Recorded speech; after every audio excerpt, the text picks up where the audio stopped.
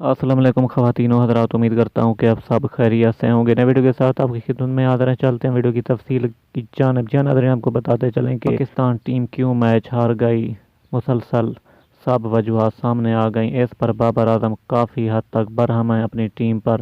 جی ناظرین، یہ فیلڈنگ اور بیٹنگ کی وجہ سے، ناکارکردگی دکھانے کی وجہ سے ان کی بہت بڑی شکست سامنے آئی، اور اس پر انگلینڈ ٹیم نے یہ اعتراف کیا ہے کہ پاکستانی ٹیم بیٹنگ اور بولنگ کی وجہ سے کافی پیچھے رہ گئی، اور یہ ٹیسٹ میچ ان کے لیے ایک نئی چیز تھی، کیونکہ اس میں بہت سے کھلاڑی نئے ہیں جو ٹیسٹ سیریز کھیل رہے ہیں، جس کی وجہ سے پاکستانی ٹیم کو شکست کا سامنا کرنا پڑا۔